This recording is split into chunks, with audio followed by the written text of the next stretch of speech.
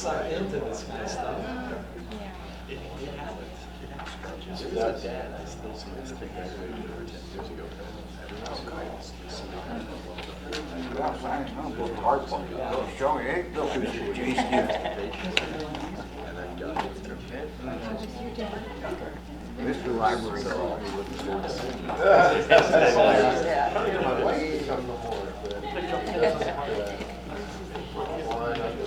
Reading live, I just turned it My on. wife is technology. Where is she? She's at the University of There was Tuesday yet, so. How are you? I'm just, I've been into it since I was about 10 years old. She's like in high school, 14 years, I think, high school. Thank you. And her ideal I belong to the Museum of Civil like you're going Medicine. to I've become much more interested in the civilian military history. If I weren't as of a certain age as I am, I always thought it was great to go back and medical history, what the civilian years surrounding the battlefields. which we don't actually know ourselves. And I think that would be a fabulous dissertation to do. I don't think I'd live long enough to do that. No, because there's a lot of grubbing in the sources. There's a lot of grubbing, and you have to be able to translate the diagnostic language of the 1860s into what we call it today. But certainly, with all the animal carcasses and Well, you have body language, typhoid, what kinds of things we have.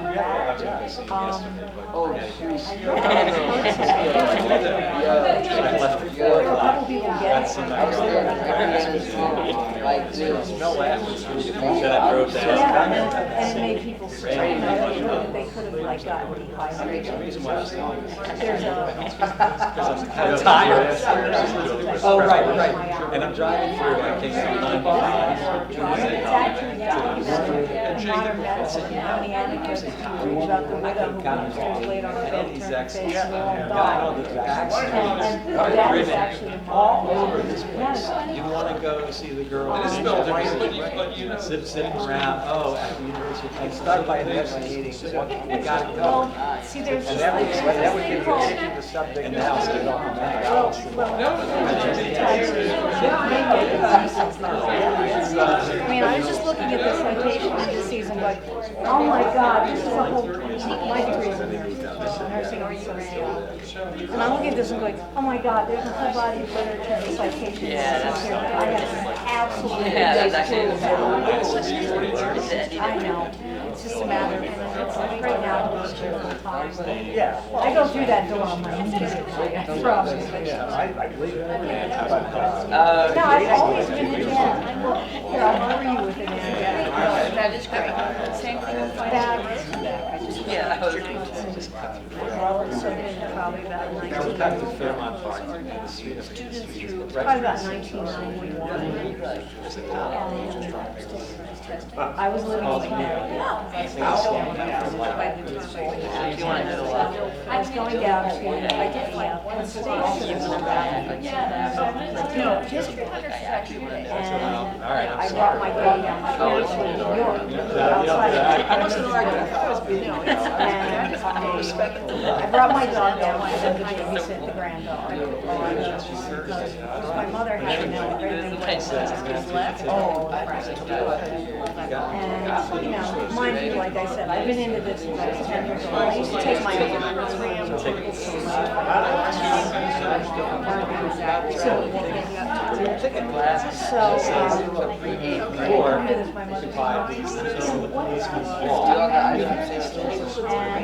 it happens in like in my 30s. What is she doing? Going Great on to to see you. high school. Yeah. Where'd I see you? I know, I did that. I was just so happy. Yeah, take my money. What do you want? So this really isn't just a phase with you, is it? But the ordinary accident. And here I am, 30 years later. He's better than I was. You don't want. I might have given up my life to this and made a career of it, except that this didn't become given the choice, I probably would have done this. I can when I retire. So these are not.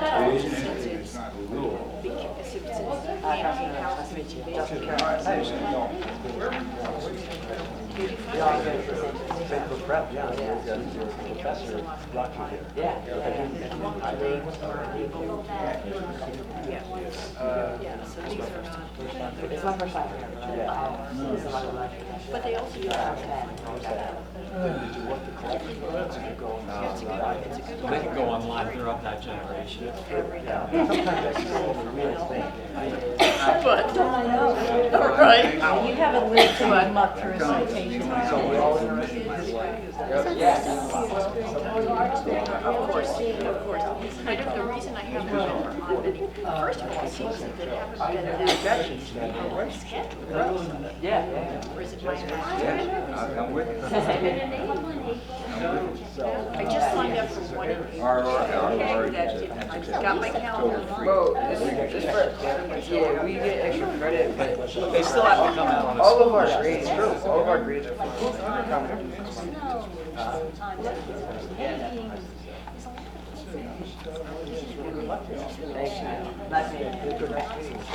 The younger generation, it gives me hope. Randall, it gives me Well, hope. it's the same, it's a similar thing with history, not just I'm because. retiring. I mean, last week, last Wednesday, well, this wasn't the case in the school with the kids. I wouldn't rule it out. It was the busing of the two of us went out there and we set everything.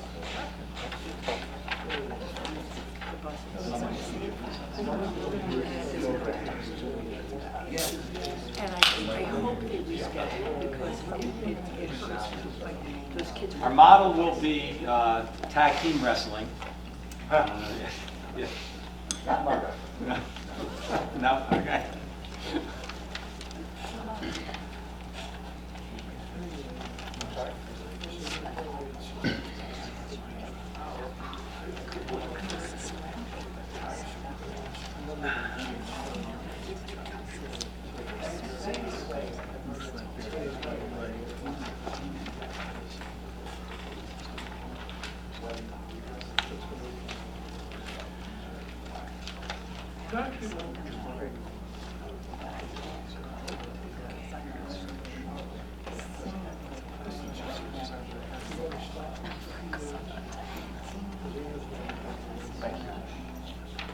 I can introduce you.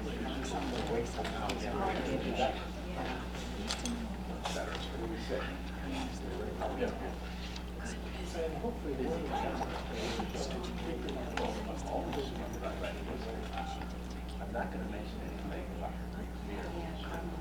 The only thing I would say. Mrs. Hunter would rise up.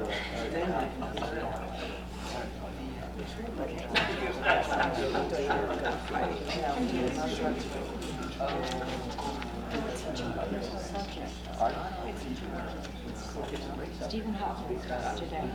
I think you should connect to all the machines.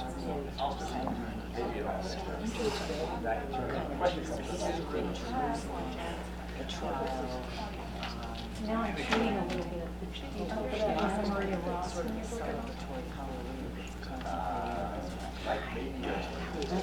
Check the index real quick. I don't Cooper refreshments. Yes. Good, good. There was Union and Cooper. Cooper has been involved with the Sorry to reach out. with the veteran rehab hospital. She set up and she died. They She died. it was the same morning that they were having the ceremony. Yeah, and they said it was like the biggest funeral in the city, and God knows how long. So we also,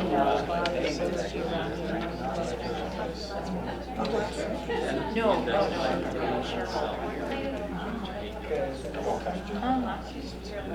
She got moved around. Yeah,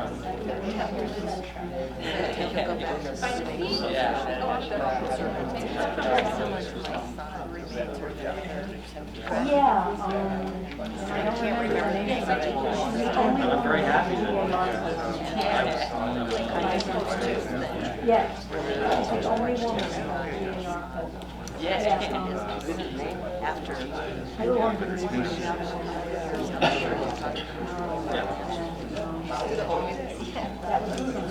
Long held.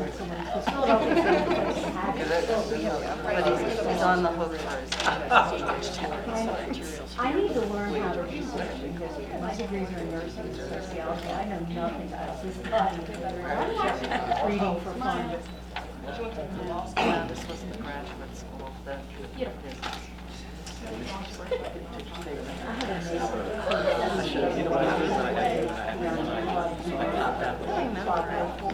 Graduation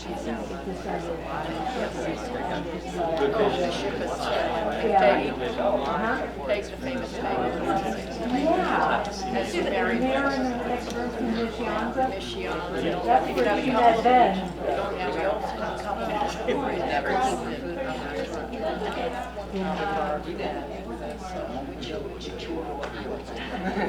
It was Peggy Chu. She went. But they were the four girlfriends. Peggy Chu went as They were the four girls that were all kind of flocked around Peggy Chu dated Andre. yeah, but I mean, Andre was super And it was all very flamboyant in its style. and those girls that love was given a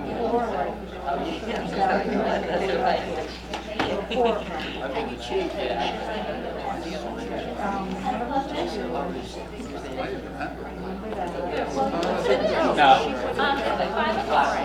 Yes. She was Rebecca Frank. Yes. Rebecca She was Frank. one of the four, and that was another one. Yes. And, yeah, and they were like this little coterie around John Andre.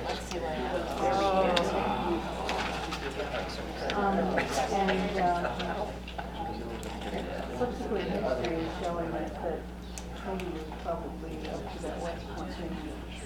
Ended up to where I was. I think that she might have originally had land. Except she ended up in exile in London for, I would Yeah, and of course, Arnold was Arnold.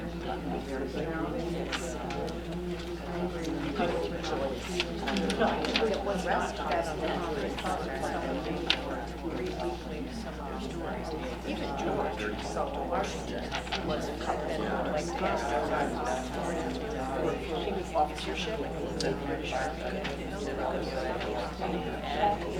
Yeah, and of course he shows up with the Congress flouncing around in the militia captives. Hint, hint, hint. Yeah, they're great stories. There's one episode. They immunized the best. I think I should have liked some of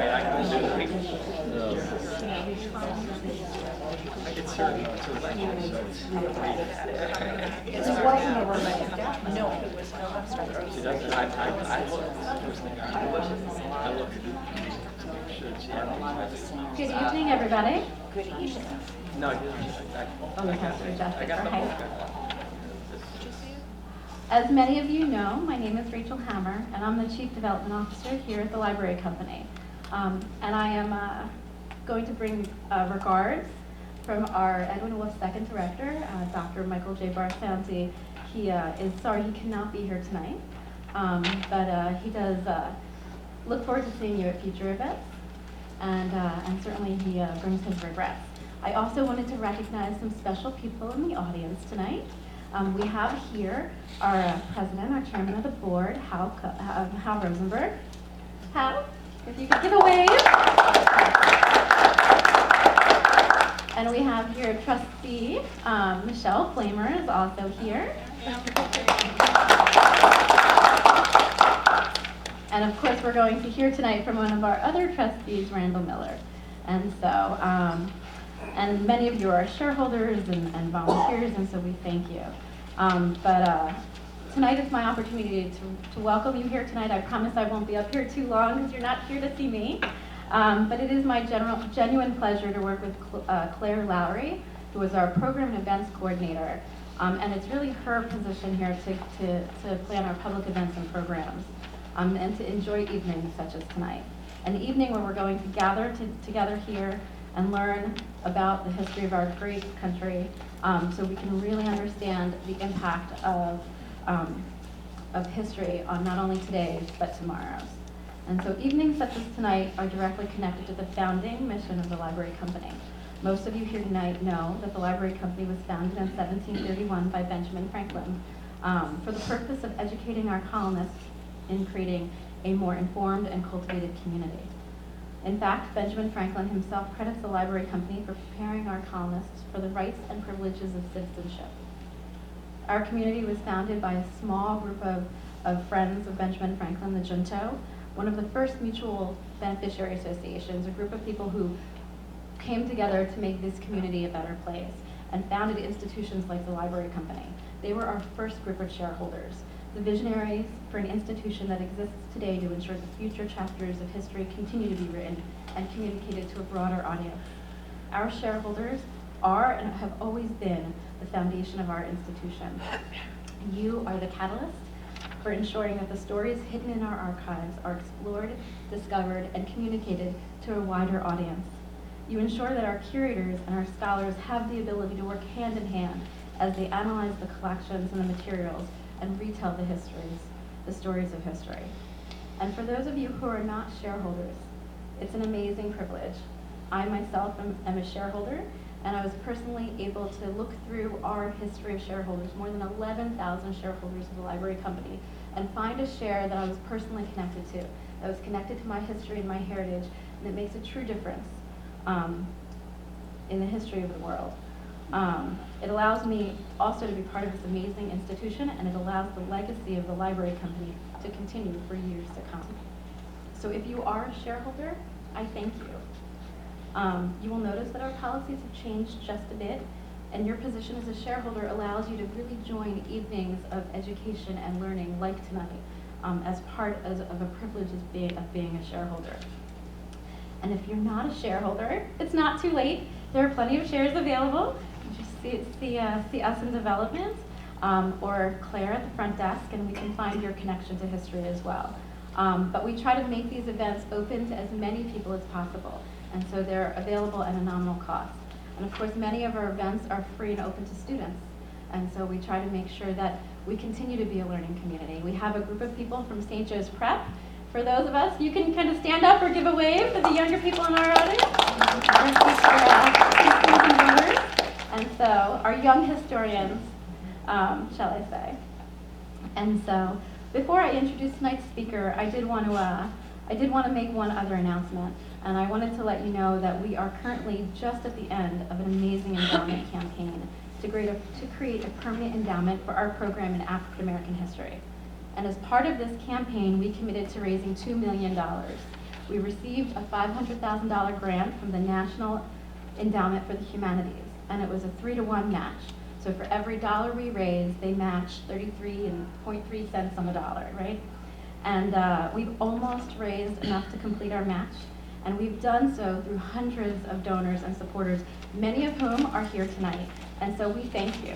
And we have our final challenge gift, our very last little hurdle to complete this $2 million campaign that will permanently endow our program African American history. It will fund our curators, our professional expertise. It will fund fellowships.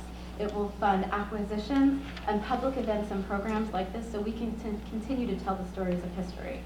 And continue to learn and expand. And so this final challenge gift is, of course, from a very special trustee, Dr. Randall Miller, who has pledged a $20,000 gift. And for every dollar that comes in, he will match dollar for dollar. And so not only will your dollar be matched by the government, but it will also be matched by him. And this gift is to create a special named fellowship. So other scholars can learn and develop and explore the collections of the Library Company. The fellowship will be named in honor of another historian and an expert in the field of African American history, a former fellow of the Library Company, a former teacher, professor who has taught at our summer seminars for years. And he's also the former Edwin Wolf's second director of the Library Company, Dr. Richard S. Newman. I want to quote Dr. Miller here in a conversation we had. He said so eloquently, "Building the collections and using them makes it possible to understand Black history, life, and culture, and thus American history, life, and culture. We owe it to ourselves to secure this treasure and its promise by supporting it with gifts and encouragement." So to date, we've raised $8,000 towards his $20,000 matching gift, which means we're only $12,000 away from finalizing the permanent endowment of the entire campaign. So, if you have not yet given, please consider doing so. We have a little bit of information on your seats, or you can see us. It's also online. If you have given, I thank you. You can also give a little bit again. And if you know of anyone who is interested in African American history and would like to give a gift, please point them in our direction. And so together we'll successfully complete this campaign. I wanted to thank Dr. Miller for his leadership, as well as the trustees and the shareholders here tonight who've participated. If we could give them at least a round of applause, please.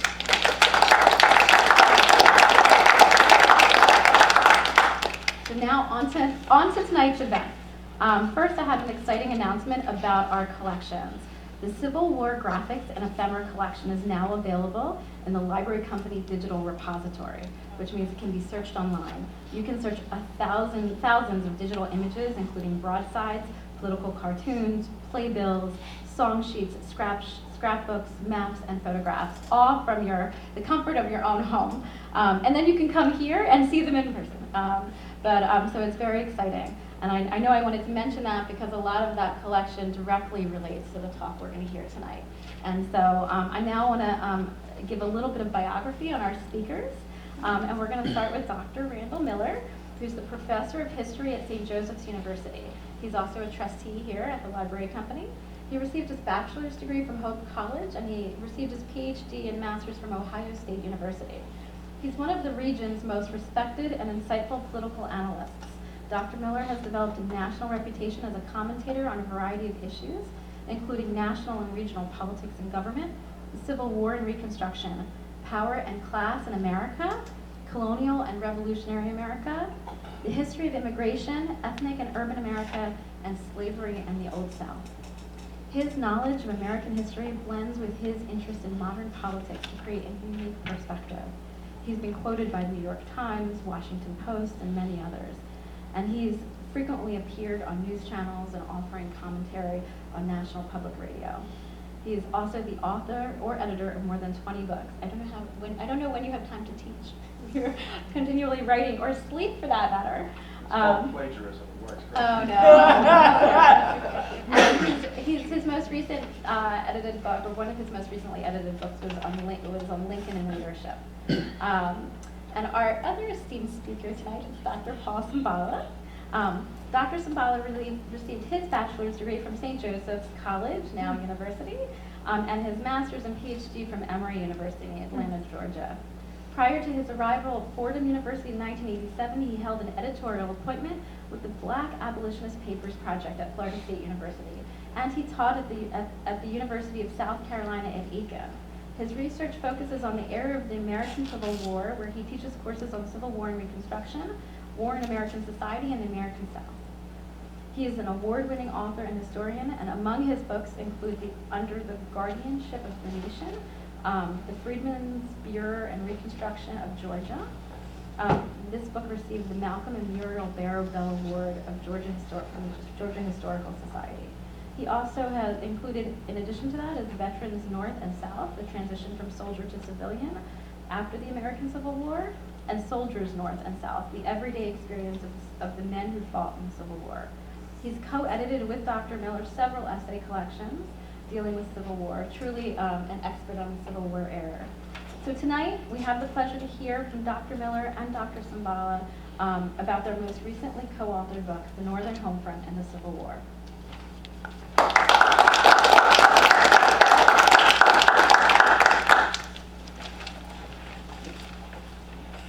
thank you all for coming. As Paul said to some of you while you were gathering here, we're basically going to do a tag team operation. We're both going to speak. I'm going to just say something very briefly here at the beginning.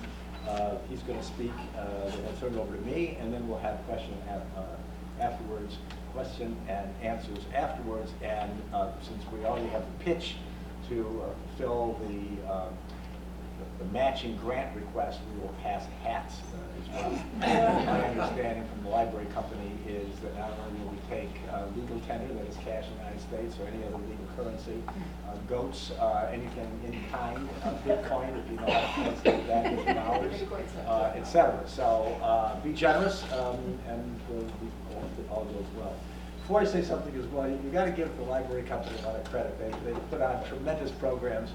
But Paul and I were a little concerned that the last program that you ran here, which related to the Civil War, is the one preceding this one, which was on sex in the Civil War. I'm not sure that's fair because we're not going to have stuff as exciting as that. Can't match that. Maybe it's an age thing, I have no idea, but we will be talking about people. In terms of what we're going to do here, just a couple of general observations. The title of the book, in fact, the subject itself is a misnomer when you say the Northern Homefront during the Civil War. Because there's no such thing as the Northern Homefront during the Civil War. There were home fronts.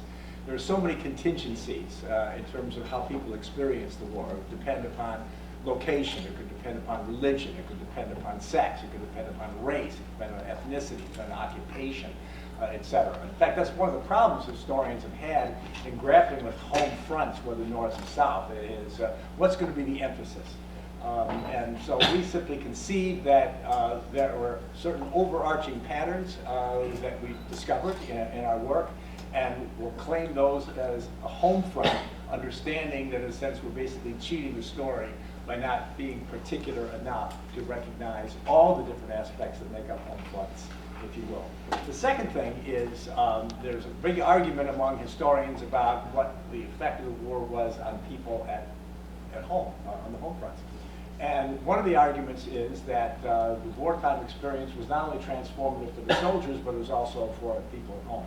Certainly that's an easier argument to make for the South that was much greater mobilized than the North was, just in terms of men. And of course the experience there was very different than people in the North.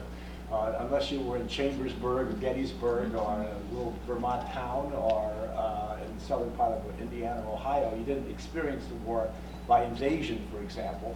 So the experiences were different there, and obvious for people who had tremendous losses, suffered a loss of property and suffered a loss of the basic, in some cases, reason for being, those who believed fully in Confederacy.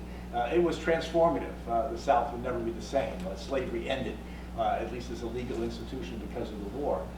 But the other side of this is that, especially looking at the Northern experience, that it might not have been so transformative. That a lot of the changes that the war wrought were actually already underway, and that the war provided as much a test for them as a beginning of them. And we're caught in this as well, understanding that in some experiences were transformative. Obviously, people who lost fathers, brothers, sons, or what have you, the war was transformative. Obviously, you died, it was transformative. Presumably going to heaven, as people said, it would be the pattern in the middle of the 19th century, way of dealing with death, if nothing else. But it really did vary. I mean, African Americans' experience of the Northern Home Front was in many ways transformative because, of course, slavery ended as a legal institution and opened up opportunities, which were continuing, but opportunities in terms of challenging things like racial segregation that were less possible, let's say, before the war, even though they had tried them. Yet at the same time, there was a lot of continuity in the North. And so we don't actually, and Paul might disagree, it's more his book than mine, he's a better writer, that... I had to learn it some. Pardon? I had to learn it some. Yeah, we learned it from the documents.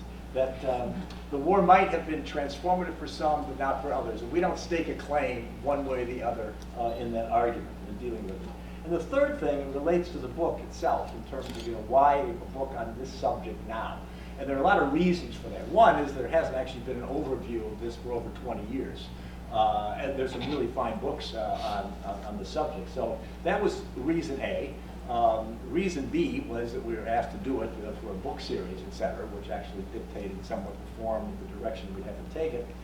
Reason 3 is also we were caught up in the so-called new social history in many respects, and which actually asks people to consider the many, not just the few, and the sources of power and interest don't just come from the top and go down, they actually emanate from the people who experience themselves.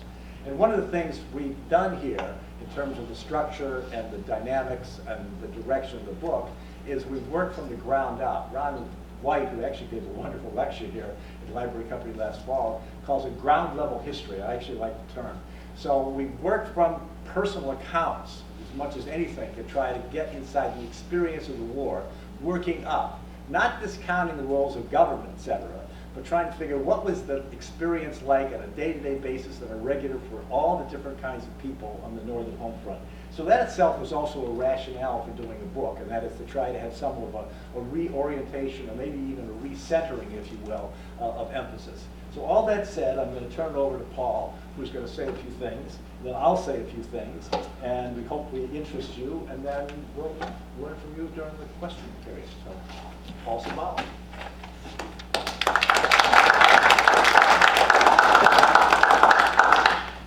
We can't cover everything in our book because they wouldn't let us. That's the plain and simple answer to why something might be missing.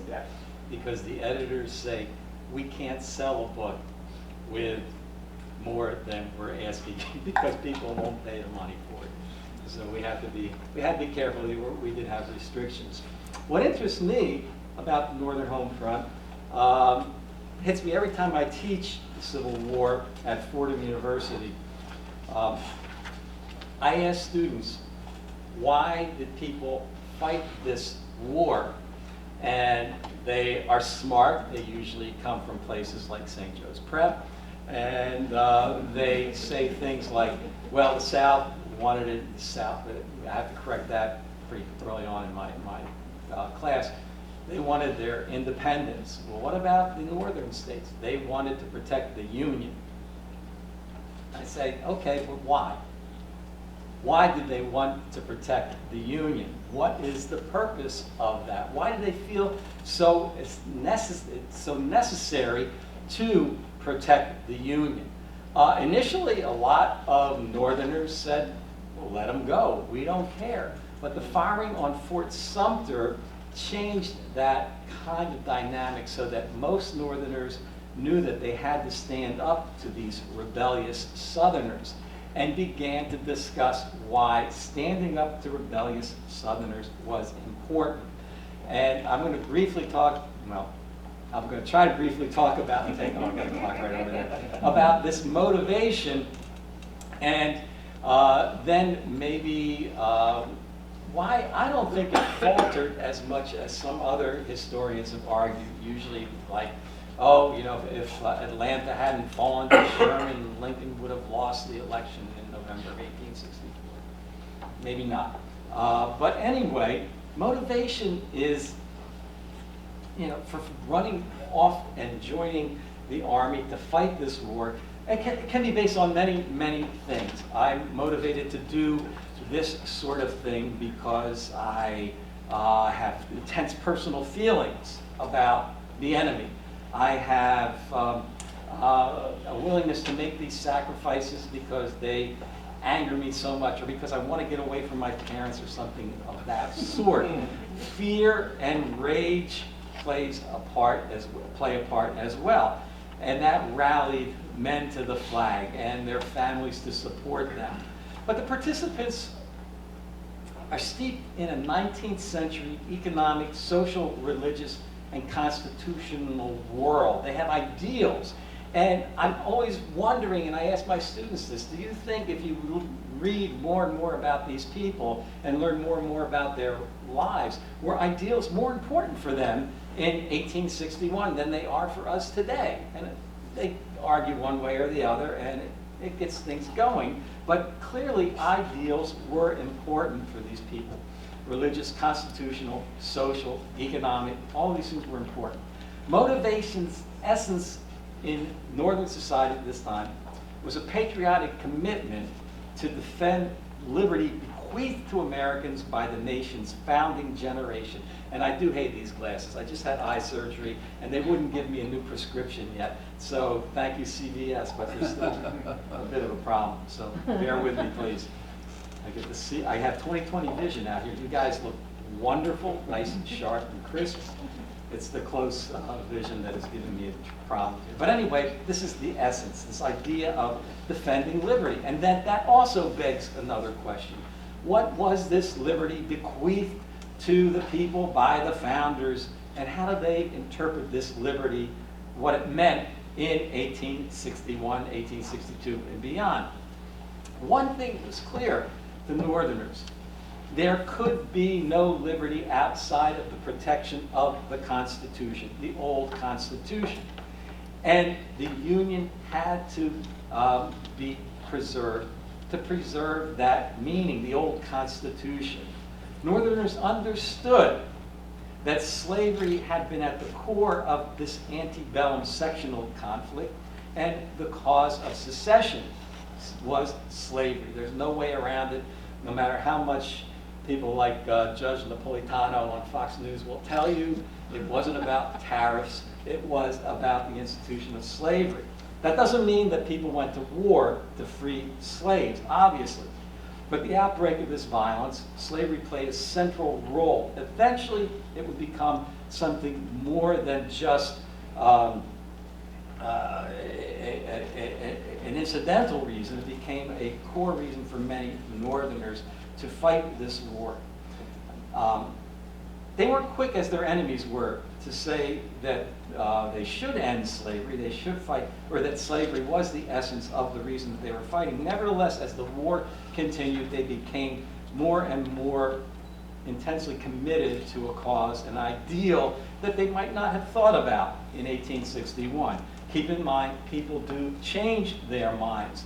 The war itself forced people to change their minds. Soldiers who traveled through the South, some of them indeed changed their minds. And for practical purposes, often people like Frederick Douglass reminded whites who listened to their speeches, there's a good reason why you want to end slavery. Do you want to fight another civil war because you left that institution intact?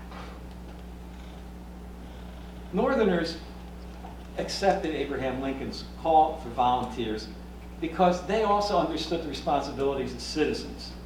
They benefited from good government. For them, good government meant the Constitution left to them bequeathed to them by the founding generation. Their ancestors had given them all the benefits of a Republican government, which had shielded them from foreign powers, had provided them with domestic tranquility, more or less, and allowed them to become prosperous, at least in the northern states, in a free labor economy, one not hampered or hindered by the institution of slavery. In 1861, as I said, ending slavery was not exactly what they believed should be done immediately, not all Northerners. It was neither the government's policy in 1861, nor the primary reason that people fought this war. Public opinion had not yet ripened, as Lydia Maria Child said. This would change. Preserving the Constitution and the Union were sufficiently noble goals at this time. If Northerners failed, the consequences would be dire. Secession was more than the simple act of a few states leaving behind an altered and diminished nation. President Lincoln considered successful secession to mean the nation's ruin. You could not divide the nation without killing the nation. The president and men of like mind could accept federalism, and they did. They accepted states' rights in the northern states. Lincoln used this to good effect in creating an army. Northerners, however, could not tolerate a concept of states' rights that would allow for the country's dismemberment. The acquiescence to such an extreme view would mean anarchy. leading to subsequent divisions prompted by regional whims. Indeed, the founding generation had bequeathed the Constitution to a whole nation, and it was the whole nation that embodied the Republican ideals that allowed it to serve as an example to the rest of the world. Northerners believed the destruction of the Union, as their president warned, would mean, and I quote Lincoln, an end to free government on earth. And just as the example of America's Republican government transcended national boundaries, Northerners understood that they had inherited a good government from their revolutionary ancestors, and now they had a responsibility to preserve that government for their children and for future generations. It transcended generational boundaries as well. Secession, therefore, was more than just constitutional wickedness, deserving of vigorous resistance. Given the close relationship between patriotism and religion, the attempted destruction of the old Constitution approached blasphemy, since it was the Creator who had given the United States its special role in the world, and it blessed this Constitution. Religious Northerners, which meant most Northerners at the time, believed the founding generation had composed the Constitution under the guidance of the Almighty to be the light and the glory of the world. As one Presbyterian explained, the war was a religious one, and preserving a government based on Christian principles was its only true justification. By the time of the presidential election in 1864, many preachers were adamant that citizens had a religious duty to fight on to victory because, as one of their number pronounced, God cannot afford to do without America. Thus, the sacred and the civic obligations of Northerners were, if not equivalent, certainly proximate. Senator James Doolittle of Wisconsin suggested as much when noting that men answering Lincoln's call for volunteers in 1861 feel it is obeying God. When Northerners spoke of the founders, the flag, the Constitution, the Union, and Republican forms of government, they were using meaningful, concise references that referred to the way of life most of them believed provided for the fullest expression of their hopes and expectations. It meant something to say the Constitution helped them do this. The flag meant something to them that is more than just seeing a piece of cloth flapping in the breeze. I teach at a university in the Catholic tradition, and I try to tell my students without being blasphemous, think of the flag in terms of, again, the Eucharist. My brother's a priest, so I taught them about this as well. It's more than just a substance. It embodies something terribly more than just a physical substance. And that's how they felt when they looked at the flag and they realized that some people had the nerve down there in South Carolina to fire on the flag. It also represented a nation that allowed people to become their best selves if they worked hard. A place where people who might be penniless one day would become prosperous with some hard work.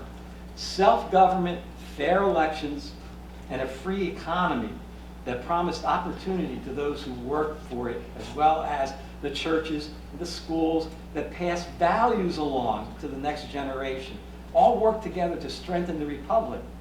Thus, even as this war raged on, northern communities, states, the nation itself, worked to maintain those institutions for which they fought. In other words, they didn't stop doing what the Constitution allowed or suggested or told them to do. So, in 1862, Congress passed and Lincoln signed into law the Homestead Act, which promised land grants to industrious settlers.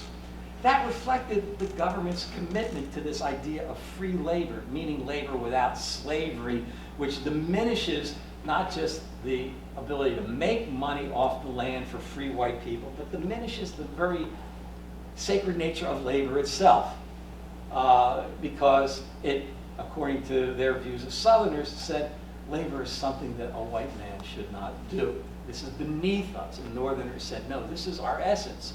Work is what is good and important.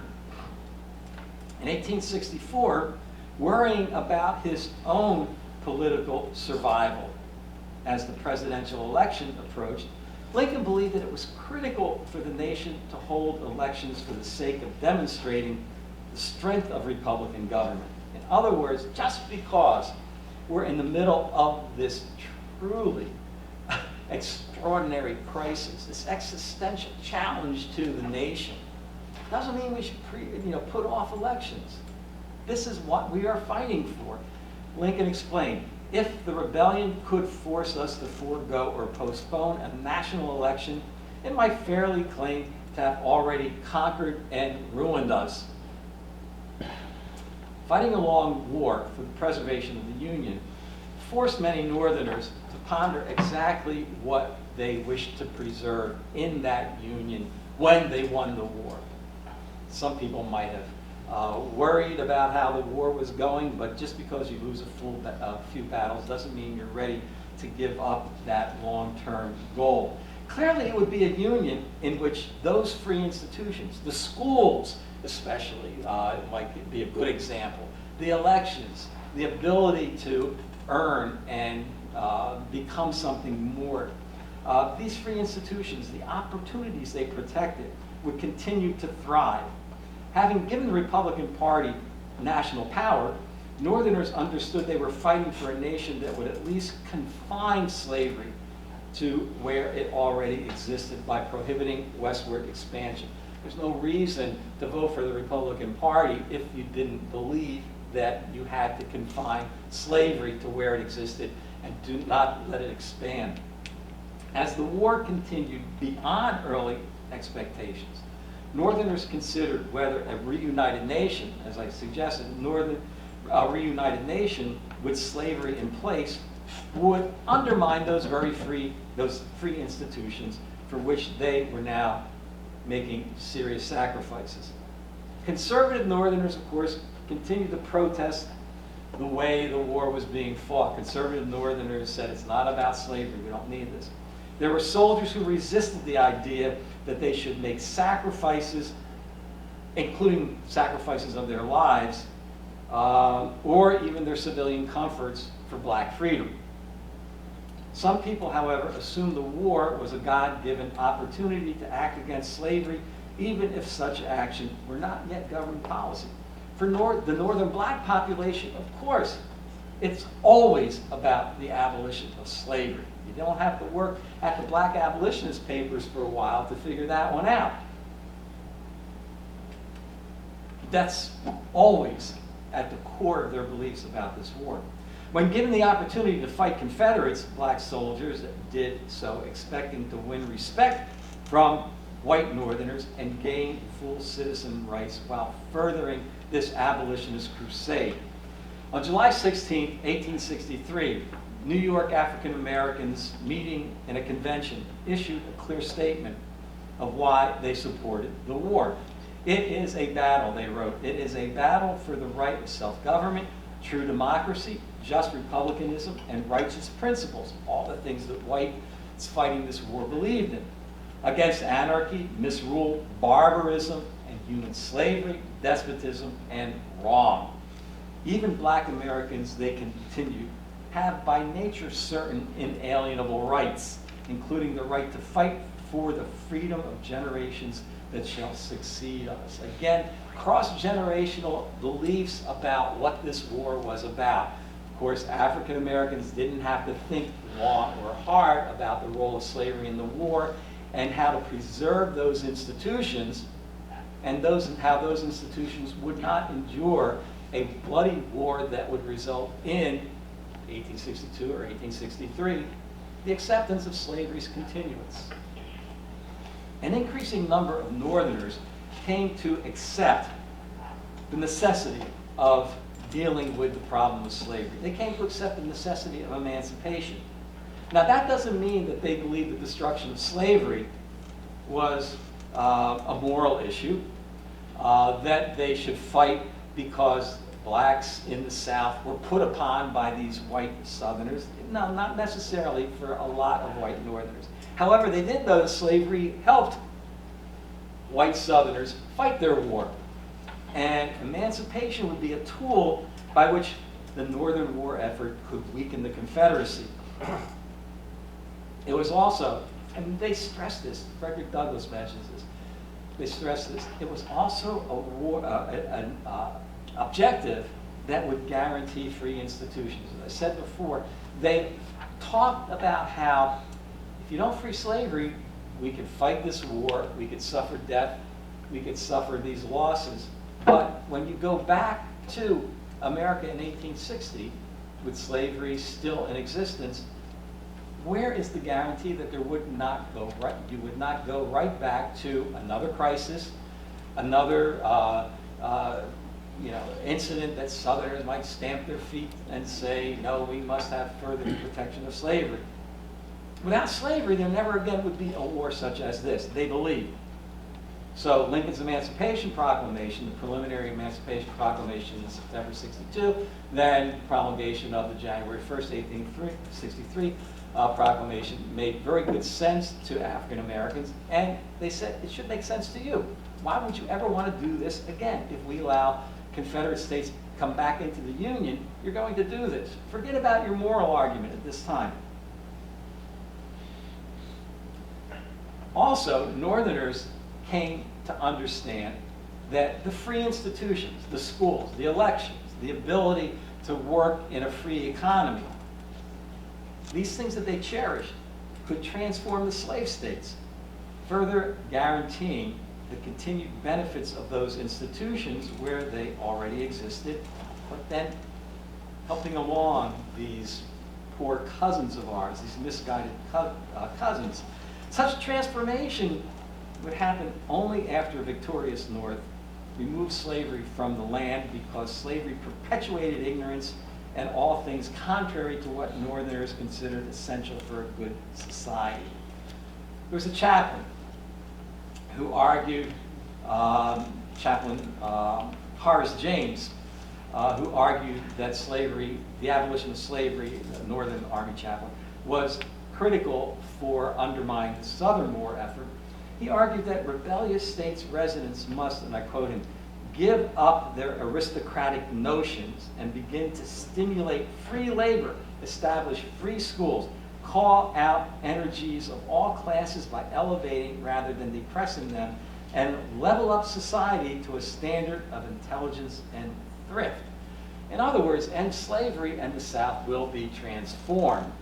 We know how that worked out during Reconstruction, but it was a belief that he and other Northerners held. Later in May of 1863, a soldier named Francis Sherman, a Democrat, explained how he could no longer find a place for slavery in the reunited nation. He acknowledged the pragmatic necessity of abolition as a war measure, but also accepted the idea that abolition would create a moral republic. For Sherman, victory meant, and I quote him, "The blot of slavery on our free institutions will be wiped out, and the stain upon the Declaration of the Rights of Man will no longer be the mark of Cain upon our nation and country."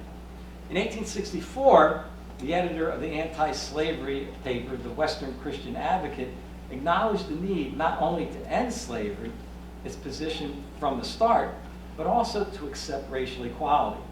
Without doing so, God would not allow the war to end. By doing so, God would place the United States at the forefront of nations. And he wrote, "A glorious example of democratic invincibility and constitutional freedom." Northerners had the opportunity to clarify, to shape, to redefine their motives for fighting in 1864.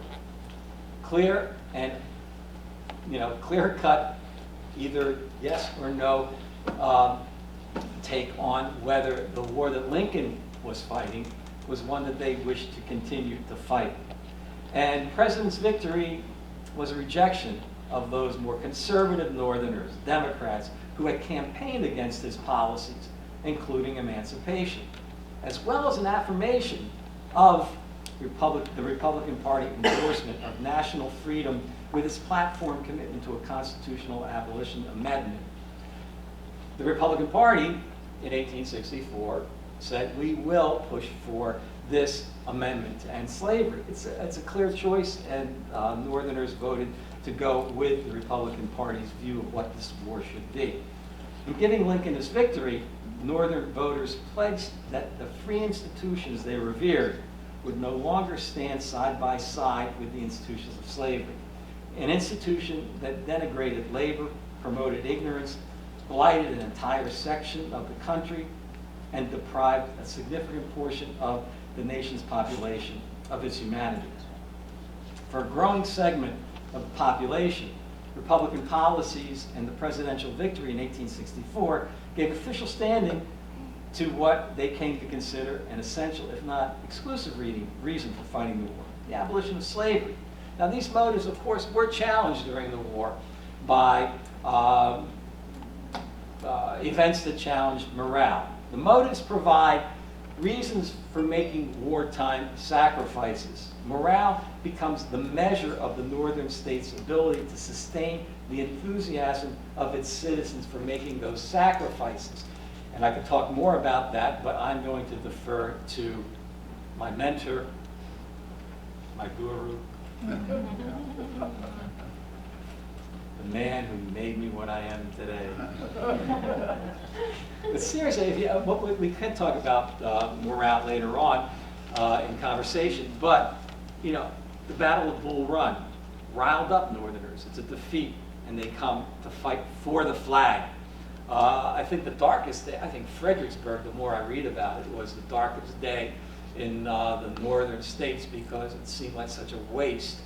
Yet they pulled out of that. They're ready to go. Chancellorsville, oh, okay. But then they had Gettysburg, which seemed to be like wonderful. And then, you know, it ebbs and flows, but 1864 was a chance for them to give up. And they didn't. So we can talk more about this later, but Randall, so generous.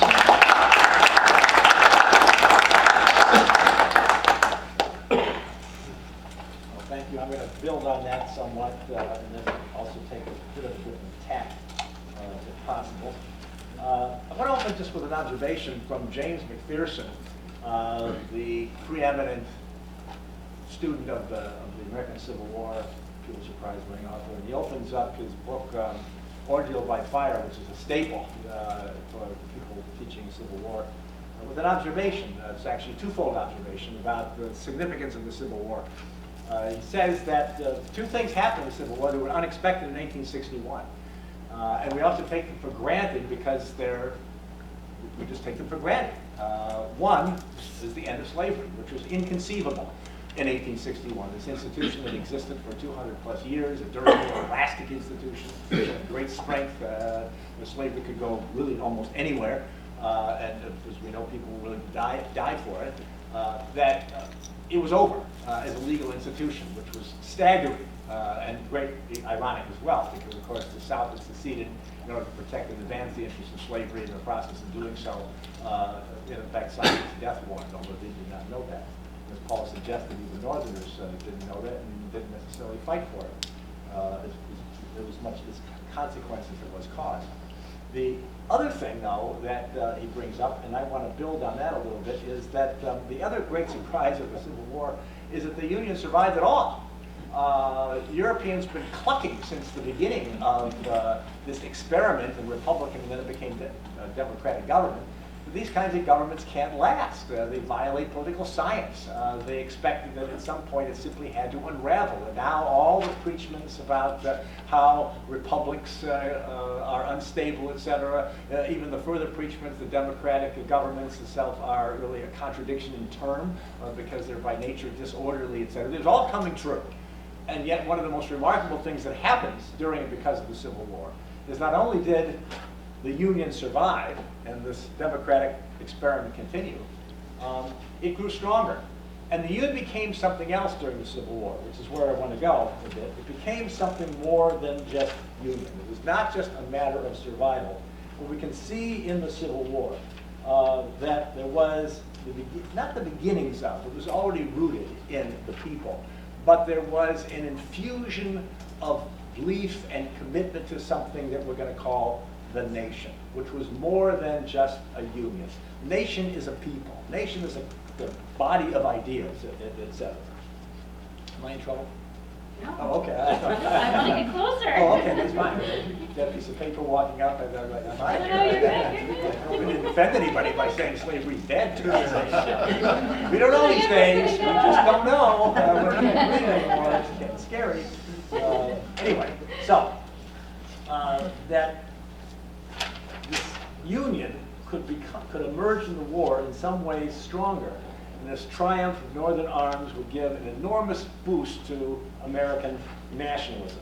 And there are all kinds of reasons for this. I mean, part of it was simply that, and fundamentally I'll even suggest here, because I only have brief remarks, is that so many people became involved in defining and defending the nation. 1.5 million men served in the Union Army. It became the principal focus of and principal demonstration of this thing called the United States, which was more than just the Union. It was a nation in action. But it wasn't just them that they became involved, but their families became involved, their friends became involved, their communities became involved. Many of the regiments, after all, were raised from particular groups within a community or the town itself. There was this vital connection. One of the questions that between the Homefront and the Army, and the Army was the principal embodiment of the nation, was the principal demonstration of the nation. One of the arguments that historians have been grappling with, though, is the extent to which, if at all in some cases, the people on the Homefront actually understood the Army, and if the Army actually maintained any real connections with the Homefront, that the experience of war for soldiers, especially the kind of war they had never imagined, with their Victorian values coming into the war of honor and courage, etc., that the experience of war was so traumatic, it was so different. They were cogs in a wheel, if you will, a giant crushing machine where individual bravery counted for nothing. Whereas the Homefront people supposedly still expected them to act following a Victorian code. That the soldiers, as the war progressed, become dissociated from the Homefront because their experiences were so different. And they didn't have a language to communicate with people on the Homefront.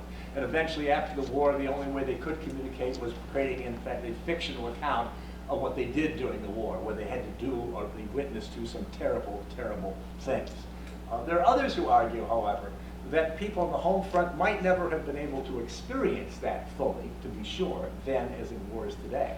But that does not mean that they didn't know it, or more important, that they didn't want to know it, and they did. Because one of the remarkable things about the Civil War, it was our first really verbal and visual war, where people at home could read about and could see, quotation marks, the war. So a connection developed between people on the Homefront and people in the Army, people in battle, like no previous war, I would argue.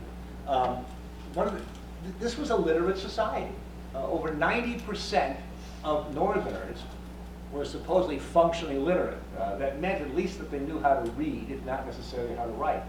And this was a war in which soldiers wrote. They wrote vigorously. People, these young men going off, knew that this was the most extraordinary thing they're ever going to witness, and they wanted to put it down. They put it in their diaries. So later they put it in their memoirs. But during the war, they also wrote letters. And writing letters, they're writing home about their experiences. People did not move very far. They had not been away. This was all quite marvelous, wonderful, as well as it was terrifying, if you will. And the huge body of letters, of course, is what allows us to see any connections between Homefront and Battlefront and what the wartime experiences was like. To be sure, they didn't say everything that they witnessed. Men writing home to women, in many instances, wouldn't tell of all the terrible things they saw, and certainly not the terrible things that they did. But there was enough of that. There was enough candor. And what's interesting as well, that these letters were not censored in later wars. So soldiers could write pretty much what they wanted to write, and what they wrote, to whom they wrote, was their decision. And people on the Homefront understood this, and they not only wanted to relate their concerns to the men who had gone off to the war, staying connected to them, whether they're brothers, fathers, sons, whatever, or people from their community, but they needed to communicate with them about their daily concerns. I've taken over the farm, what do I do? I've taken over the business, what do I do? The son is doing X, Y, and Z, what do I do? And there was this attempt to maintain that connection. But there was also a recognition of people at the Homefront that this was the most extraordinary thing that was happening in their lives as well. And it wasn't just that they were involved in war, they knew that they were involved in something, as Paul has suggested, that was opaque, was amorphous, this fundamental idea of liberty and this fundamental idea of union that eventually for many is going to become a fundamental idea of nation, a sense of peoplehood bound together, if you will. And it wasn't just that they wrote letters that kept this connection alive, that invested them and involved them in the war, that is making the Homefront not separate from, but actually intimately related to.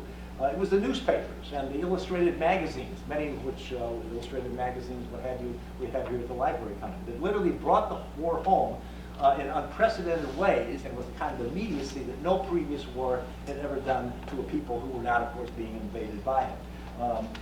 Newspapers, especially in the Eastern Theater, they had embedded journalists, to use a common term as well. They had journalists who were assigned to different armies and reported regularly on the doings of those armies, often inaccurately.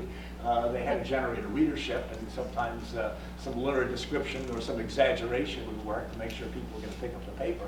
But they were reporting on a regular basis about what the Army was doing, much to Robert E. Lee's benefit, as great military intelligence, as he said, just read the newspapers. They'll tell you where the Army's going and its size and what its interests were, et cetera. But for purposes of the Homefront, the newspapers are reporting on a regular basis of campfire and of battle, if you will. And so there was this connection going there as well. And it wasn't just verbal, but it also was visual. I mean, one of the other things during the Civil War is you couldn't get action scenes from photography, et cetera.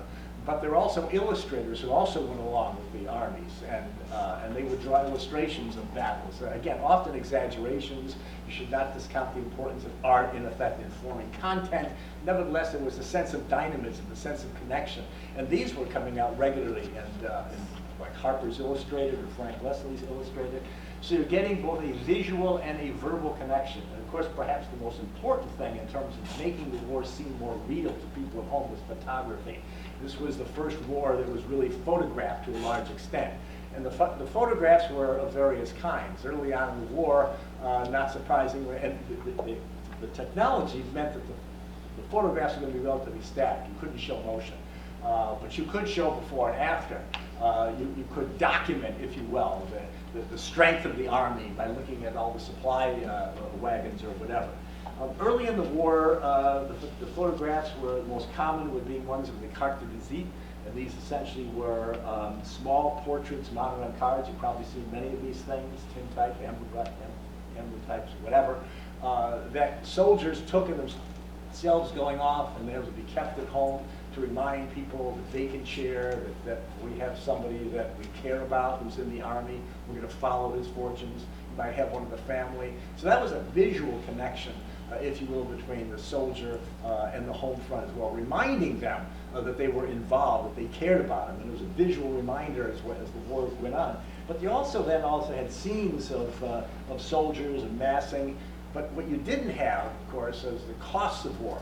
But what happened as the war progressed is that photographers, instead of just taking portraits or taking shots of the camps and these kinds of things, began to go to the battlefields as early as 1862 and started taking shots of the carnage, if you will. And they made very real all the horrors of war. And there would be exhibits to this effect as well. And of course, this would be the terrible truth about the war, the sacrifices of it, sacrificing your own, somebody in the community you certainly knew, etc. And so death everywhere, and that's going to affect the way the Homefront people actually looked at the war and came to understand their responsibilities to them. The whole memorialization of the war starts actually during the war, not after it, in terms of recognizing the sacrifices and recognizing the terror of the war, even if they cannot fully articulate it in any way. So the Army becomes a focus, but it's not something necessarily that's out there, that's dissociated. My point here is in many ways the people cared about it. It was their army. It was their nation in action. The Army's movements were reported. Its battles counted, etc. Its progress was the nation's progress, and it was there. And also, people got kind of vicarious understanding of America itself. Again, most people didn't know much outside of their little bailiwicks, etc. But people in the Army were going to different places. They're meeting different kinds of people. So somebody from Minnesota, from Michigan, from Massachusetts, I think I've got 3 M's there. Hey, it's a company in Minnesota. That they were all of a sudden bound together in a common enterprise. And they were going to Missouri or going to Mississippi, I love the alliteration, and all those different places. And they're relating them. They're relating The guy from Michigan is like me, and I'm from Massachusetts, etc. They're finding a bond they never would have found before, and they're relating that home. And they're creating here through the Army explicit ideas about different people and about different places that they're seeing, that are creating what the political scientist, what it was Bennett Anderson called the imagined community. And that is this phenomenon that you can believe that people who are not in your physical presence, that you don't know, share your values, and that you are them and they are you. We're all Americans, if you will. It's a phenomenon. We believe it today. So if, excuse me, little rocket man, lobbed something over to California, what have you, we here in Philadelphia are going to say he's attacked us. Just as if somebody attacks us in Philadelphia, somebody in Santa Cruz or wherever California say he's attacked us. That's the imagined community. We don't know them physically. We're not there physically. But there's a sense of common bond, if you will. We're all bound up in something together, whether it's articulated clearly or not. And that's what's happening as well through this kind of experience, if you will. So the Homefront is not becoming dissociated entirely from the battlefront, if you will. There's this learning. And of course, people also were seeing the nation in action. That as the Army progressed, as the war progressed, etc. And then eventually, of course, they were going to see, of course, the heroes. Every nation has to have its own heroes, and there'd be a stock of heroes. Some coming home, their war wounds as well, connecting people to the war and some of its terrors, and missing the arms, missing the legs, missing the face, whatever it was. And of course, they all had their stories to tell.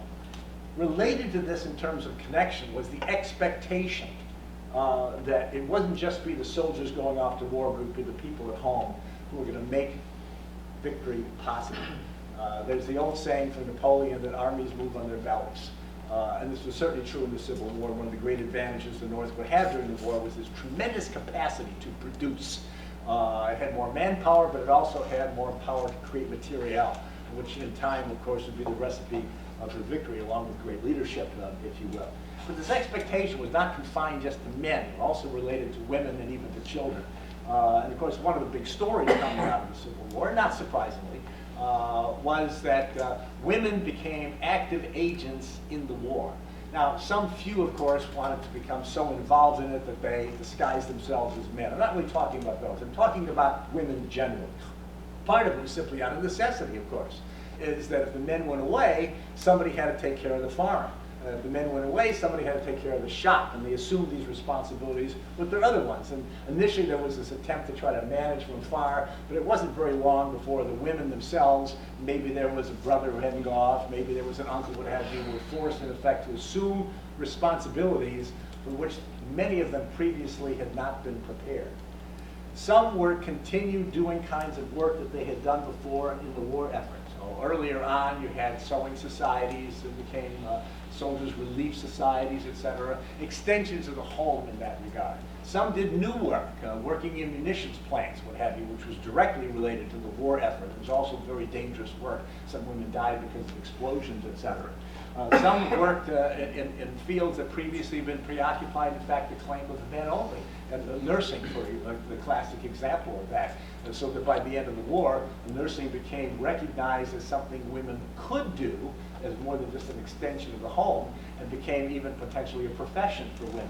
Teaching as well. The men gone away, who's going to teach? Well, women came in, there had been some teaching before. Now they take over the teaching profession. But all of this had a patriotic aspect to it.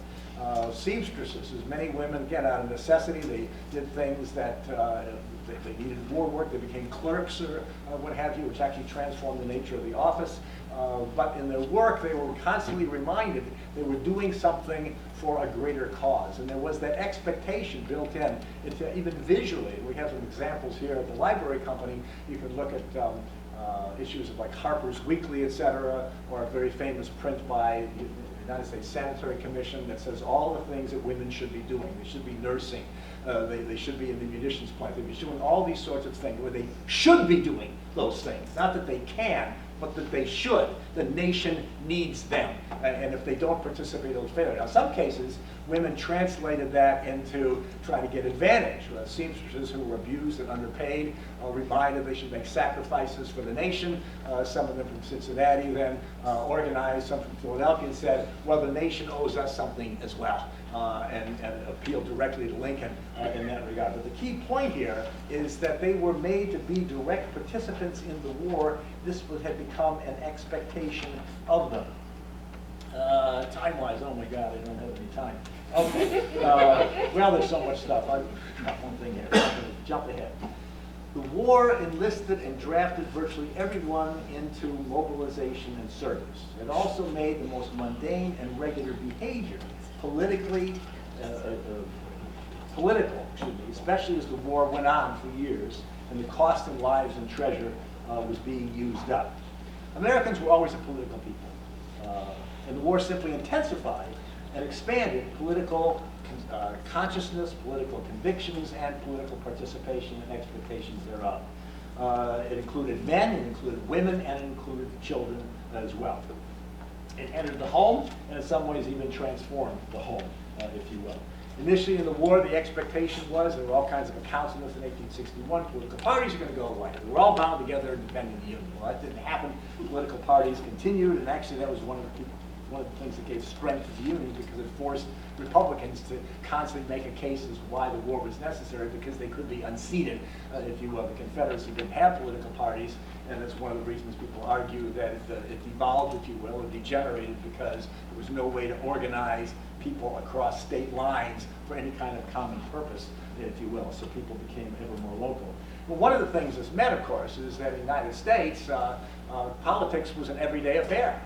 It was a form of outdoor entertainment equaled only by religious revivals, but there was campaigning going on all the time in the 19th century. It wasn't, I mean, you had your regular scheduled cycles, but there was always an election going on, constant campaigning. And this meant that people now became involved, and questions of the war invariably entered even the most local kinds of campaigns, if you will. And the descriptions of what these campaign rallies would be like, the people gathering together, if my eyes can see this, I will read this as a quotation from an observer in 1863 in Ohio, of a typical gathering, if you will.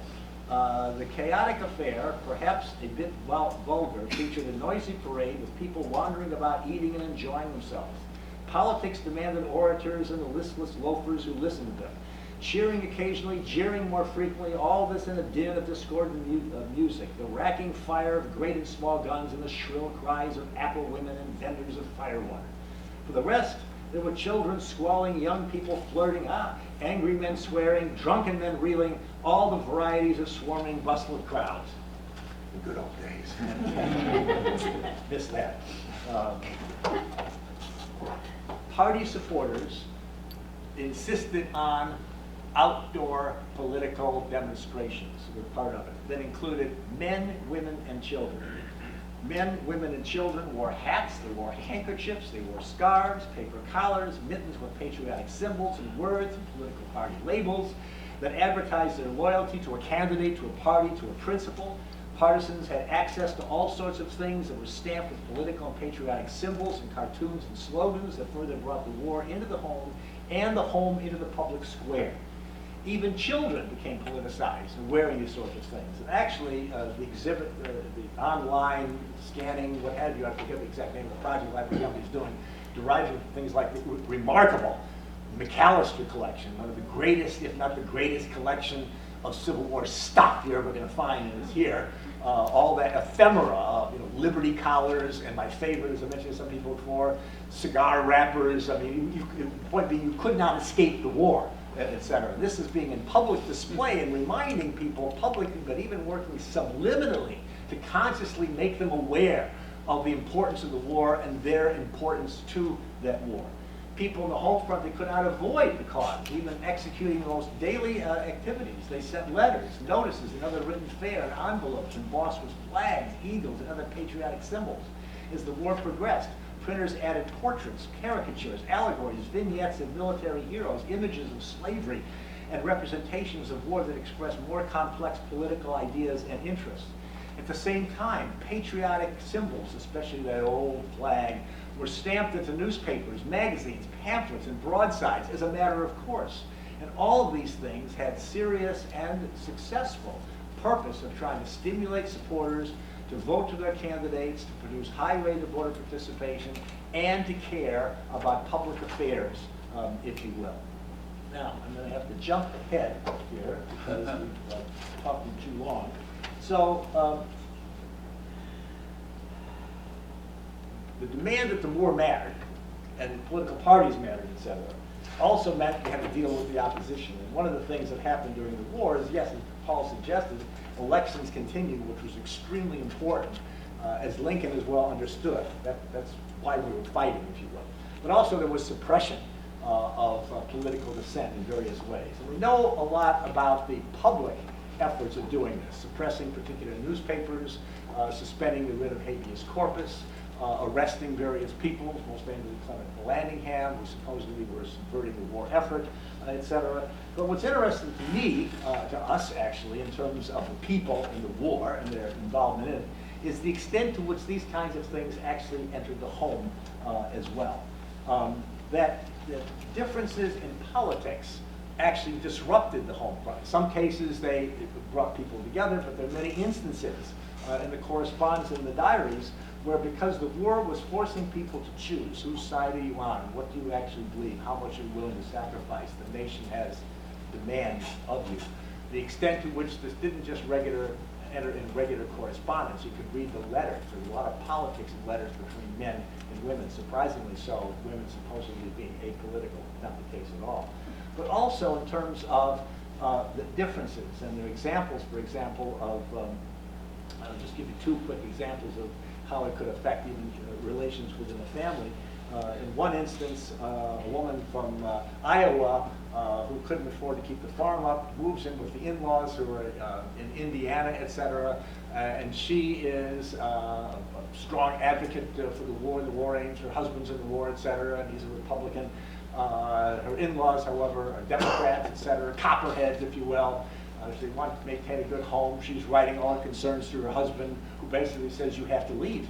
That living in my parents' house is corrupting, if you will. She doesn't want to offend them, etc. But he sends her packing back there. That the home that had to be a Republican home, a home for the war, even if it hurt his own parents.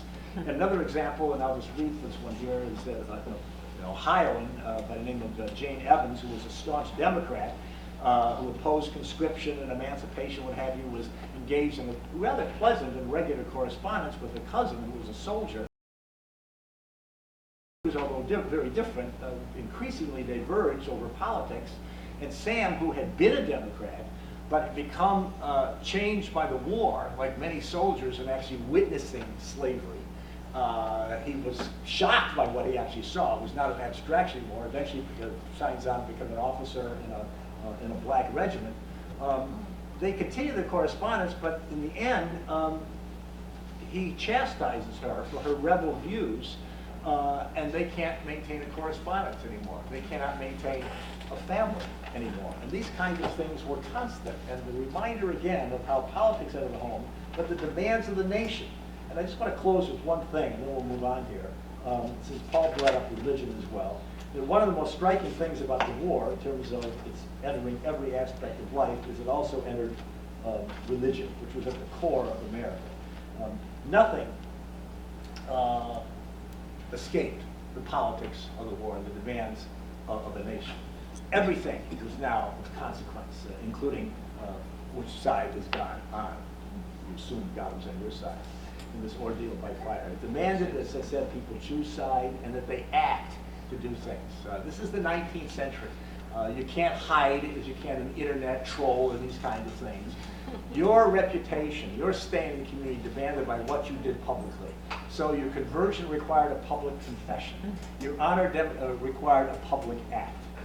Your politics demanded a public expression. You voted publicly. People knew who you voted for. The ballots were pre-printed. You went across the stage, etc. So you couldn't simply say I'm for something. You had to show by doing something. And religion showed this as much as anything else. God and country went hand in hand in the 19th century. As Paul suggested, Americans have this tremendous conceit, actually we still do, that we're God's chosen people. We are the heirs of old Israel.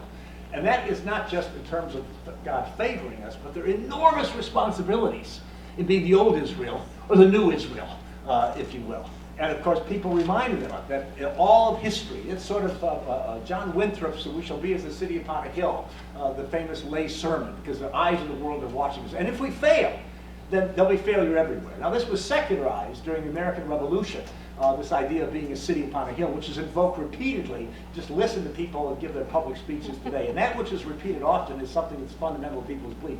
We are different, American exceptionalism, and the belief that we are favored by God. Now, what that meant, with many things, but one, if God favors you, he has these enormous expectations of you, etc. And preachers were not shy in bringing this responsibility home. There's also the belief, of course, that private morality made possible public order and subscribing to God's commands. And so how you conducted yourself was essential as well. And history showed that if you went against God's ways, he would visit his wrath against you, against unrepentant people. He had done it to the Israelites of old, and surely he would do it to you. And of course, the worst thing about that is if God visits wrath upon you, you could end up in Babylon and have to try to both say and spell Nebuchadnezzar. I mean, that's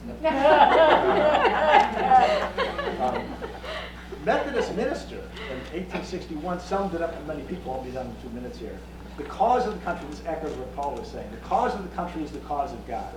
Archbishop John Hughes, Black Dagger of New York, out to Catholics, etc., telling them that they must eagerly and fully serve and save this union. God, quoting, God hates lukewarm patriots as much as lukewarm religion, and we hate it too. We do not believe in hermaphroditic patriots, etc. And all this continued, and I will close, and I've got to give up some tremendous quotations here, by looking at the internal dynamics of both churches, that is, denominations, and individual churches. And one of the things that happened during the Civil War that actually in some ways was transformative, even though the process had been before the war, was this whole struggle that existed, especially in evangelical Protestantism, of an idea called the spirituality of the church.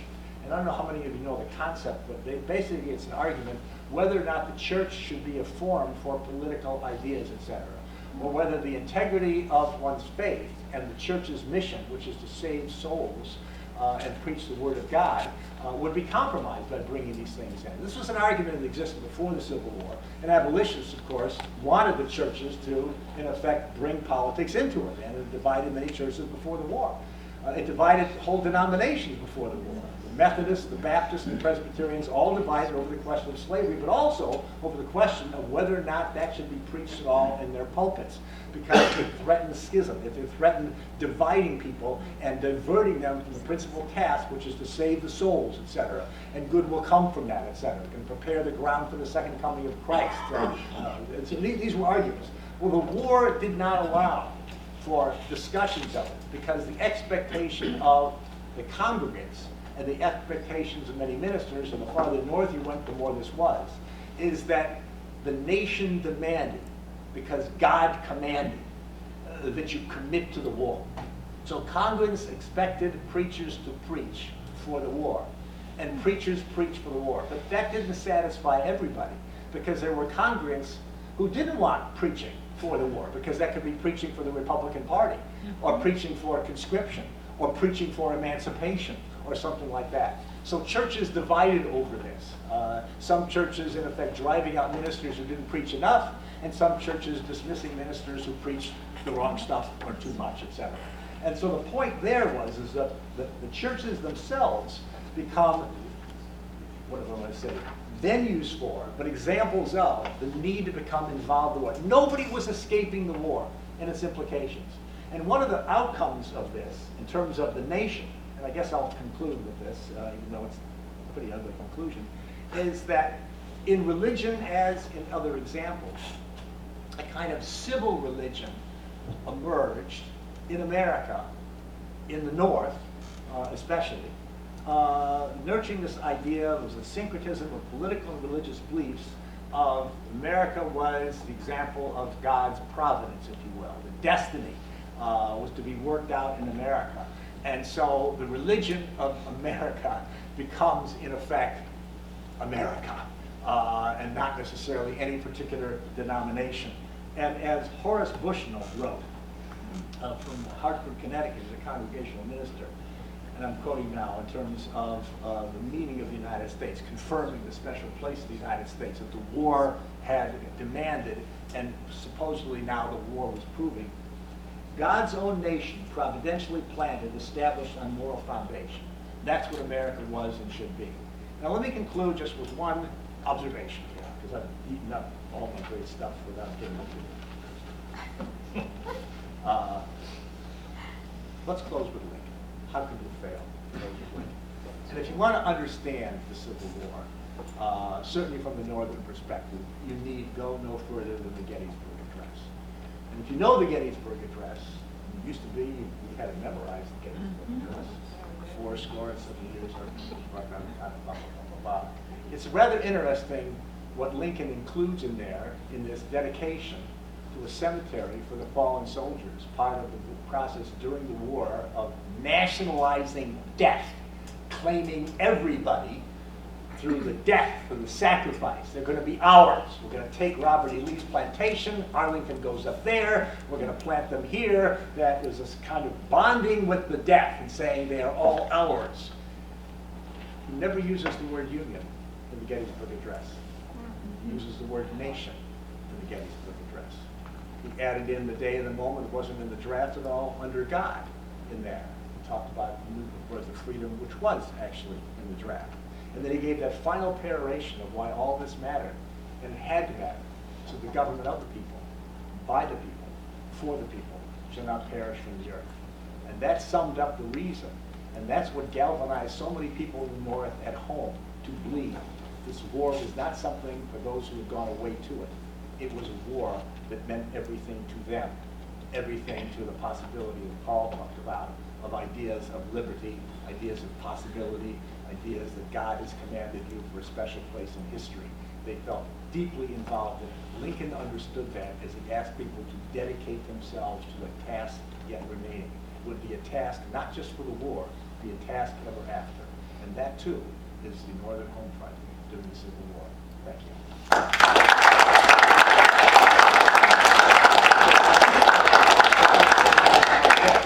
Questions? We're going to open it up just for a few minutes for questions.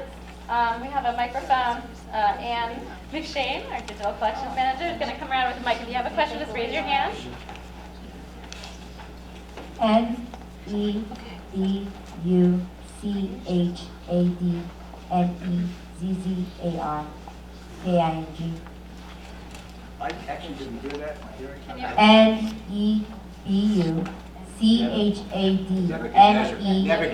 Just like Thank you. So, as I was saying, I think you gave a very interesting talk. You touched on everything possible in terms of gender, race, socioeconomic, health, healthcare, private sector during the Civil War. So my question is, my perspective would be, if you ask like the average American, you know, who the most influential person or in terms of the United States leadership would be, I'm sure by far they would say Lincoln. So my question to you is, what parallels would you be able to see in today's contemporary civilized society with the Civil War, in terms of any domain, such as socioeconomic, healthcare, education, that we could take from your lecture? Paul? That the old trick. The Civil War preserves this union that embodies all of these things, but it also ends with a promise, and for African Americans especially, there was a very strong understanding that the end of the war was a beginning. For someone like Frederick Douglass and other black abolitionists, the war that led to the end of slavery was now one that had to deal with the issues of rights for African Americans. So the war is a beginning. And are there parallels? Well, we're still working in that direction. So it's a war that Frederick Douglass saw as the beginning of an end, but one that has not yet come to an end. And it's also parallels, I think, being involved in Reconstruction, how much should the federal government get involved in telling states what those rights should be? It's constant conflict. I'm not so sure as my illustrious teacher is that we end up with a nation in the sense that there is a unified, well, yes, we do end up with a nation that embodies all these ideas, but it is a nation that is still federal. Federalism continued to exist. Lincoln never rejected states' rights in the sense that, well, you know, you in Ohio can't do this or whatever. He relied on them to raise the troops. So we're still dealing with that. That I think is the purpose of the Founding Fathers. They played a trick on us. They said we're going to create a federalism that you're still going to have to try to figure out hundreds of years later. So that's still going on, even with this war. At the end of the war, and this is, I have big problems with historian Gary Gallagher, who says the war turned everybody into, you know, wearing blue uniforms and all this sort of thing. You still hear, where, you know, what are you? Well, we're the 116th New York. So even at the end of the war, they're saying we were raised in Illinois. We are the Illinois troops. We are, you know, the New Jersey troops. We are the Pennsylvania troops. They don't give it up completely. They fight the whole war behind state flags as well as a national flag. And that, I think, is symbolic of what the nation was. It's just that the Southerners took it to an extreme that people could not accept because federalism was a balance. We're still fighting or trying to deal with that. Should we allow, you know, should states be able to have sanctuary cities, or should the federal government's, you know, Justice Department come down and say, no, this is against the law? Should you have recreational marijuana? Well, no, the federal law says no. Well, you know, but states' rights say this. Should you have the right to carry a gun from Texas into Philadelphia up to Massachusetts because you have a concealed carry permit and these states wouldn't let you carry a gun because they're Yankee states or whatever? This is still that tension of the Civil War. Rights, we're still debating them. The relationship of federal government and states, we're still debating that relationship. Everything that happens in the Civil War continues to happen. Can I just tag on to that just quickly? Is that okay?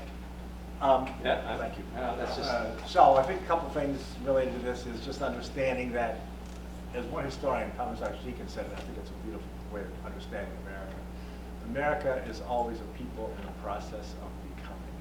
I love that. And the war is part of the demonstration. It's not fixed. We might have some ideas, but the ideas themselves are often unformed, and so you need to have experience in order to hammer out what these ideas actually mean.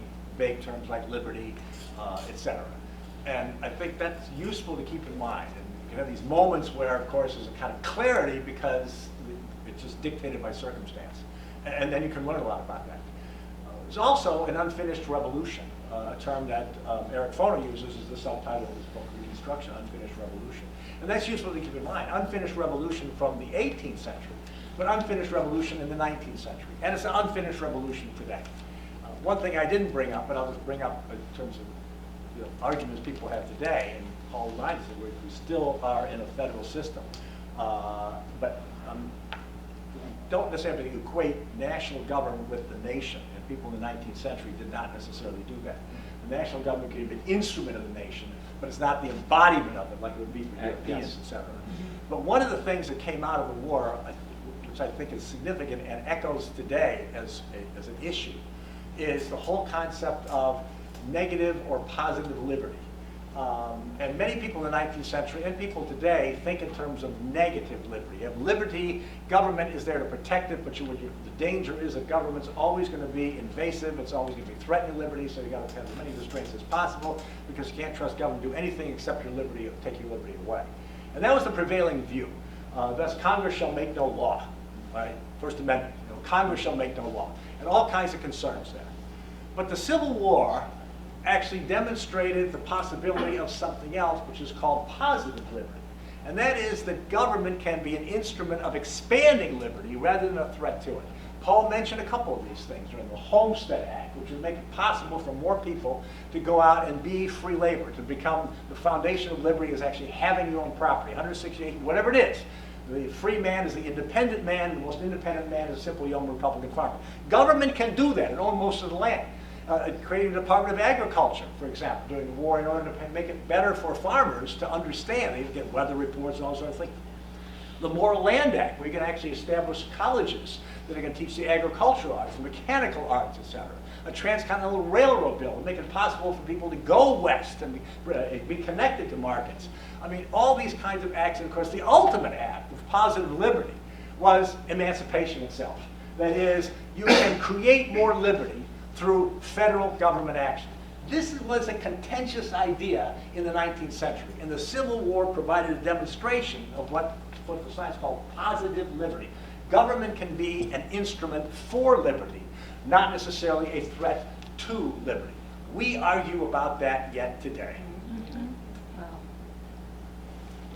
Last question. You stated at the beginning that the Northern Home was more interested in keeping the nation together than to abolish slavery. At the end of the war, after the war, did the Northern Home say, okay, slavery is abolished, we're done, we're good, and let's forget about it? Because it seems the South really didn't give Africans rights up until the 60s. So what was the Northern Homes, like, did they forget about it? Yes and no. The end of the war meant that slaves were now free. For some abolitionists, that was essential, because how do you define freedom? If you're black and you're free, well, you have the same freedoms as an American citizen, white and being free. So what else is there to do? Other people said, like Frederick Douglass, it is the beginning, you need to do something. You deprive us of an education, you deprive us of the abilities to save money. Where do you go from here? It's a start. Hence, 14th and 15th Amendments. There are political reasons for all this stuff too, but there is a sense that we have to, try to protect something, and then they get tired of it. And it is a promise unfulfilled. And I think they do a pretty good job fighting to maintain the promise of the 13th, 14th Amendments, especially the idea of the 13th Amendment opening up African Americans to the enjoyment of free labor ideology. Simply like, I work, you pay me, and everybody's happy. With the Freedmen's Bureau and with Reconstruction Acts, it's just that by this time, Southerners who have been perfectly willing at this point to say, okay, I can't keep fighting to protect slavery, are not willing to say, I'm going to stop fighting because I have to protect white supremacy. They could accept the end of slavery, as slavery was just one way by 1865 of trying to maintain white supremacy. After 1865, but not white supremacy. And so there is a real battle going on in the American South. And there are people in places like the Freedmen's Bureau that go into the South to try to help establish schools and make sure the laws are enforced, fighting against white Southerners who say, that's not why we surrendered. We surrendered. You can take slavery away, but not white supremacy. For most people, in so much as we know about them, and this is an area that needs a huge amount of study. Boys come home from war. They have to reestablish themselves. If they're missing an arm and a leg, they literally have to reestablish themselves in a world in which people, when men are expected to work, and they need arms and legs to do so by and large. The families are reunited, maybe with all kinds of trouble because of the differences that occur. There are incidences of suicide and alcoholism and abandonment, etc. But most people are simply getting together and trying to reorder their lives, reclaim their normal lives, which meant that whatever the levels of politicization during the war and engagement during the war, there's kind of an exhaustion from it as well. It's not surprising most people are going to step back from active involvement. But that does not mean that they weren't interested. And it doesn't mean that some of them didn't want to, and we know that some of them did want to engage in a new kind of experiment, which was defining freedom in such a way that it would be more inclusive and also more aggressive. I mean, one of the things that happens after the war is you have to figure out what it was the question. It was the question then, it's the question now. What does freedom mean? And it clearly was going to have to include in some way the formerly enslaved people. And of course, one of the things that happens is that formerly enslaved people did not wait for white soldiers, or they didn't wait for the federal government or anything to define it. They defined it for themselves during the war and after by in effect claiming freedom in a way that meant something. They built their own churches. They refused to work under certain kinds of conditions. They married in terms of having the respect of the state and the power of the state to stand behind their marriages so they could control their own children. They did all these kinds of things, and in fact were forcing people to deal with the question. There were some remarkable experiments in these Republican governments in the South, the Reconstruction governments. But they were grappling with defining freedom, which was also a problem for people in the North, even if they weren't directly invested in it. And one of the things that government did do, and does as well today, is that for the first time the federal government had to define civil rights, which it does in the Civil Rights Act of 1866, and in the first section of the 14th Amendment, which is actually quite revolutionary. And to go back to the other thing, what's being argued about today, who's a citizen of the United States, and what does it mean to be a citizen of the United States? Well, you can become a naturalized citizen, but according to law, and then the 14th Amendment, they put in an amendment to try to secure it so it couldn't be easily repealed. All persons born within the jurisdiction of the United States are citizens of the United States. Wow. A lot of people don't really believe that today. But it's too bad. It's just there it is. So, yeah. Well, anyway, so people are engaged, and here in Philadelphia, and then I'll be done. People came back, and they didn't necessarily want to deal with the grand things of the South, etc., but they could deal with other things. Octavius Catto, who's now well recognized before the war is over. Rights include respect, dignity, and the ability, and civil rights, one of the things that's defining civil rights, the capacity to go about your business unencumbered so you can be a free person. So that meant we have to desegregate the omnibuses and what have you. That is the public conveyances, so we can go to work. We want the respect, we want the dignity, we also want that. So some people were doing that, and it wasn't just African Americans, even whites are doing it as well. Okay. We don't know enough about that. Hugh Davis has written a wonderful book recently, looking at this phenomenon. But if you're looking for your next book projects, that would be a wonderful book project to try to understand that dynamic. What happens, in terms of your question, when people come home? I think the one thing that we tend to forget is that Northerners who leave the South or go into the South expect reasonable white people to see what they were doing wrong. As I said in the talk, they believe that once you revealed the free institutions to these Southerners, public schools, which Southerners did not have. They didn't want to support public schools. The idea of free labor, he works, she works, you pay him. And most of these officers in the Union Army who go down and try to establish a sense of what freedom and union would now mean, thought, we're not going to stay here forever. We're not going to stay here for 10 years. We have a handful of people who just have to educate white Southerners. And they're reasonable. They'll see that something as simple as we pay you, you work, you'll do a good day's work, and everybody's happy. It doesn't work that way. They thought that we could teach you how to be a New Englander, and you will, because you can see that there's nothing better than how we have it here.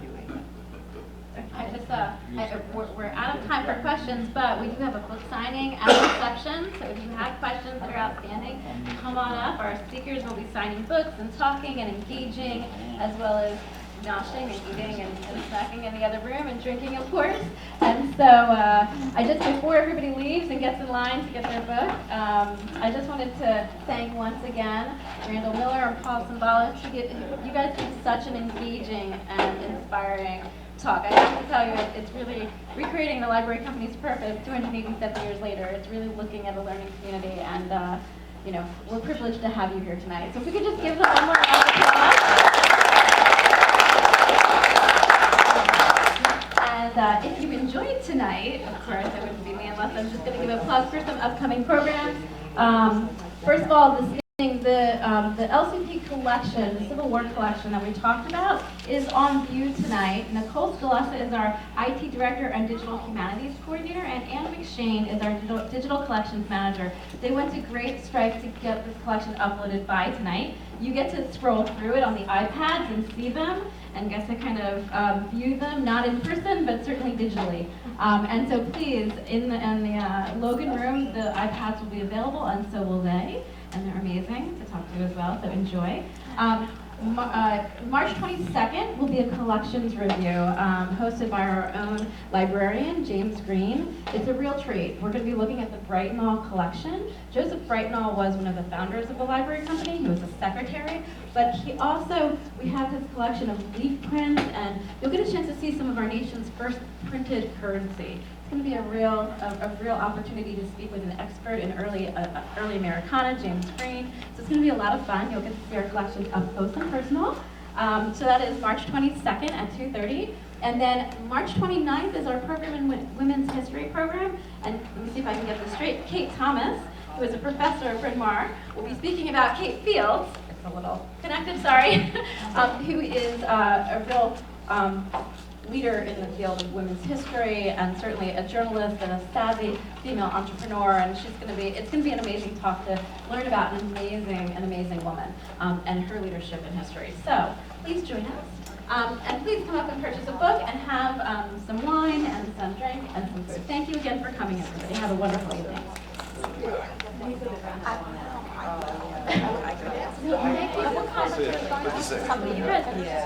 The two of you. I think it's back here.